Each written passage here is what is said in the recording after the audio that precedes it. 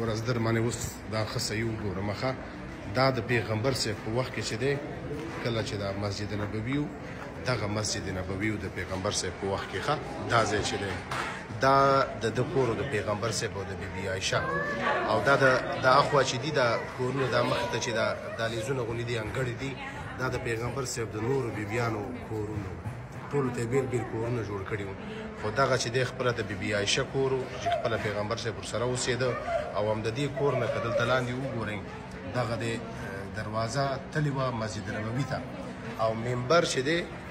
منبر دغه ځای کې منبر و نو د دې ځای نه د پیغمبر صاحب کور پورې دغه ساحه چې ده دا لکه د دې ځای نه دغه د پیغمبر صاحب کور پورې دا ساحه چې ده دغه ته هغه د جنت ټوټه چې ورته وایي دې ځای ته وایي خپله پیغمبر صاحب ویلي چې دا د جنت یوه برخه ده ټوټو او پیغمبر صاحب چې دی یو اتاق لاندې و یو اتاق بره و دغه چې دی دلته خپله دی اوسېدو بیبي عایشې سره بره به راختلو دلته به اوسېدلو دا د نورو بیبیانو کور او دا د نورو صحابهو کورونه دي دا چې دی دا د نورو صحابهو کورونه دي دا ټول ګورئ تاسو او دا ګوره مسجد نبوي دی هغه دی دروازه ښکاري ګوره دا ځای چې دی دغه ځای کې به دا صحابه او پیغمبر صاحب دی به